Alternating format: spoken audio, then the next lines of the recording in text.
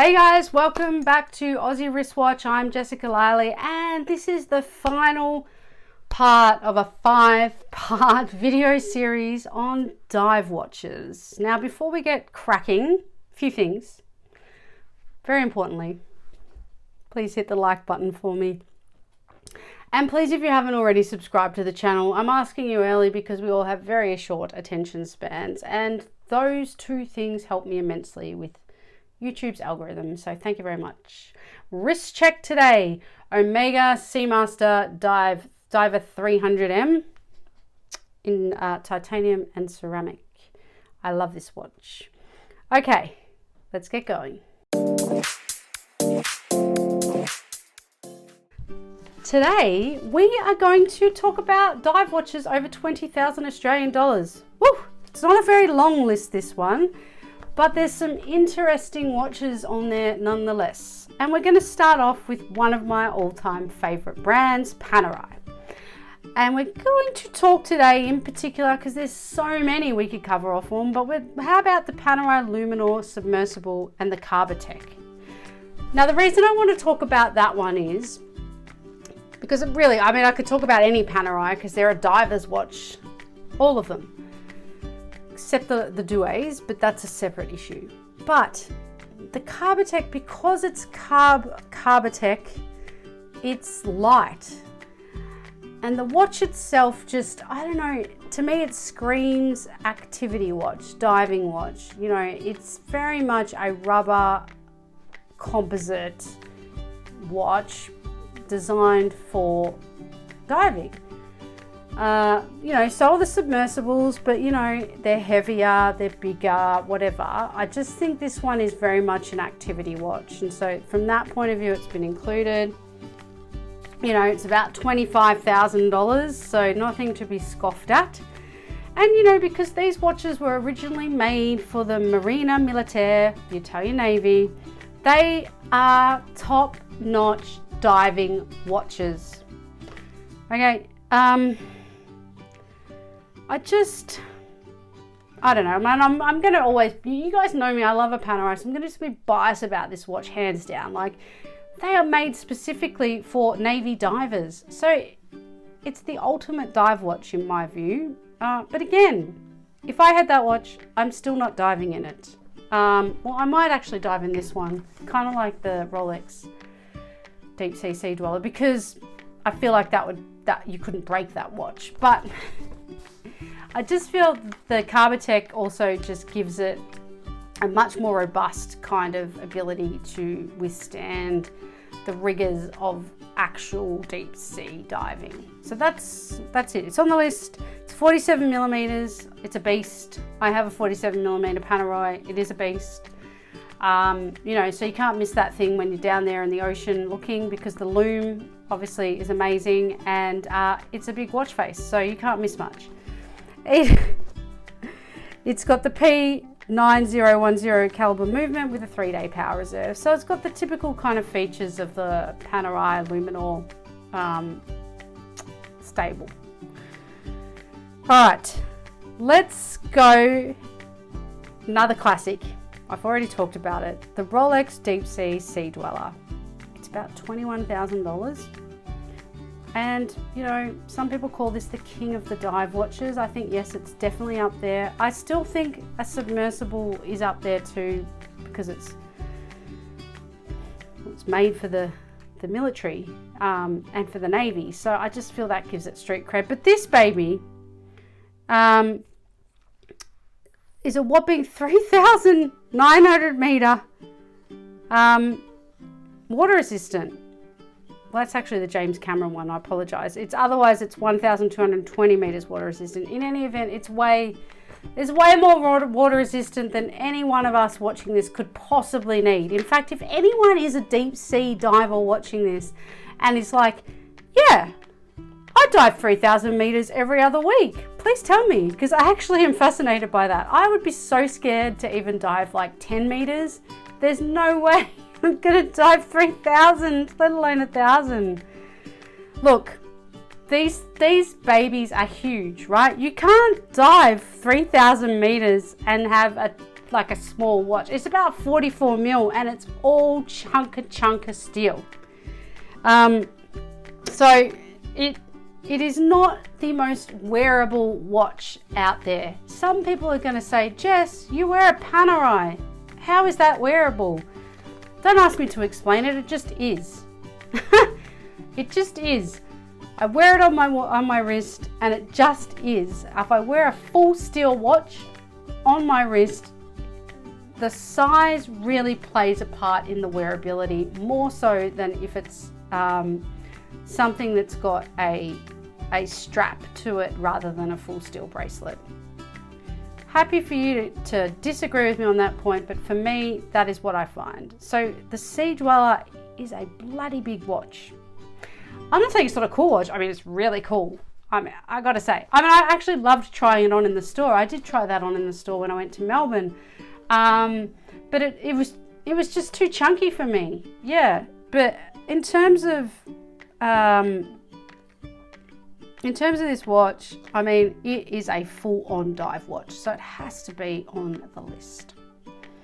The next watch, and I have had so many people send me the name of this watch to check it out, so of course I did. The Blancpain, and I've probably mispronounced that, but I know the C is silent. So the Blancpain, or the Blancpain 50 Fathoms, $25,000 roughly.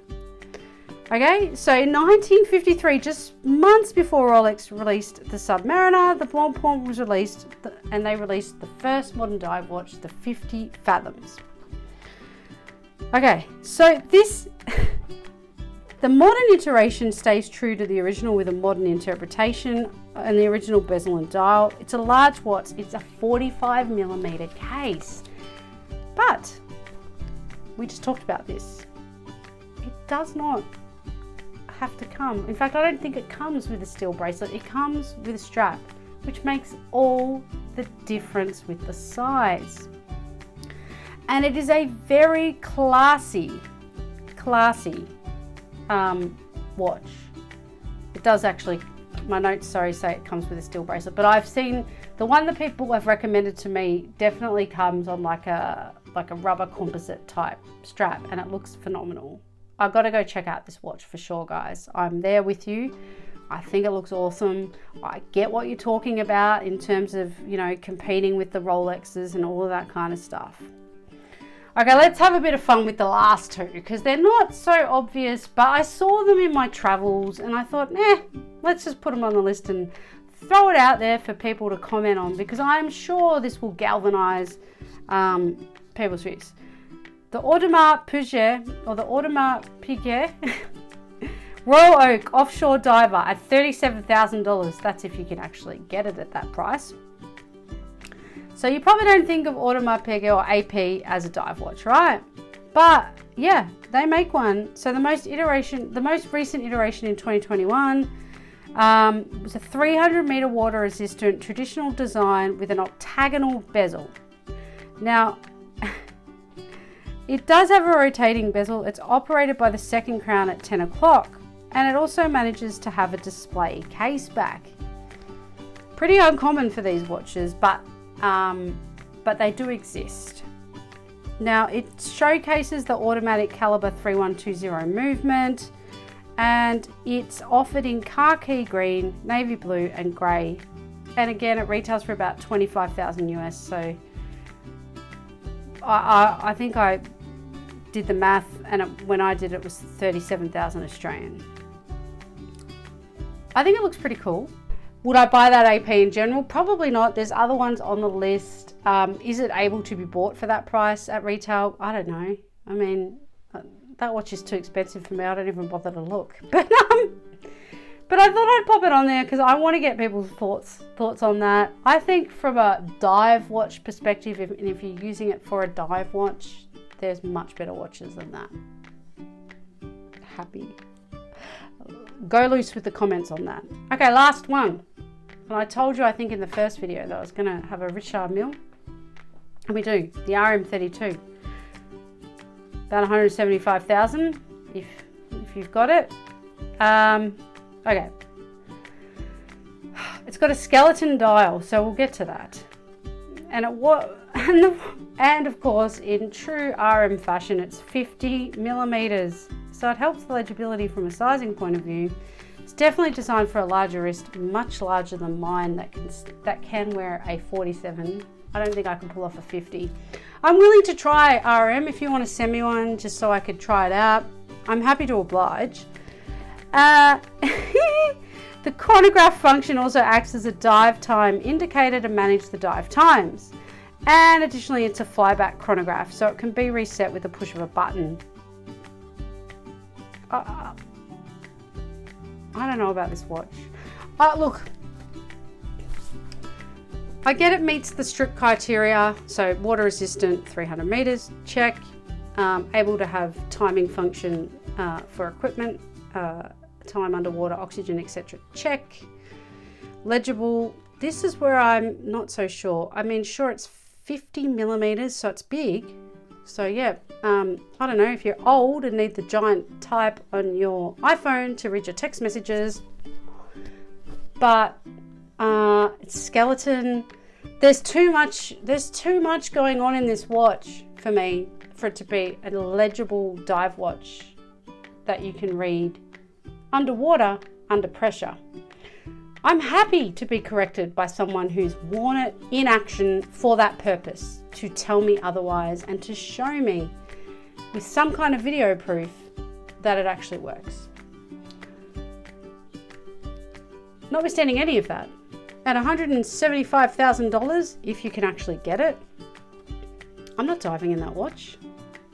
I mean, I don't know, just like Bezos or Musk or any of those billionaires, because I feel it's a billionaire's watch. Unless you're getting it for free because you're sponsored by them or something. Are they diving? Are they scuba diving in that kind of watch? I mean, I guess you would if you were a billionaire. I mean, yeah, for sure. But as a millionaire, even then, I'm like, it seems like a... Anyway, I'm going on a tangent as usual. So let me know your thoughts on that. I think this one's going to divide people. I think the last two in particular. I think there's been a lot of watches in this series that people are going to go, yeah, that's fair enough. And they're still going to have an opinion on it for sure. And they're still going to tell me I've missed something. What about this one? Great, tell me. But these last two, I mean, technically, yes, they're dive watches, so they go on the list, but I don't know. I just don't know. Anyway, you let me know what you think. Please remember to hit the like button. Subscribe to this channel if you have not already. Thank you for watching the series. If you have only just jumped on, go back and start again. And until next time, as always, thank you guys.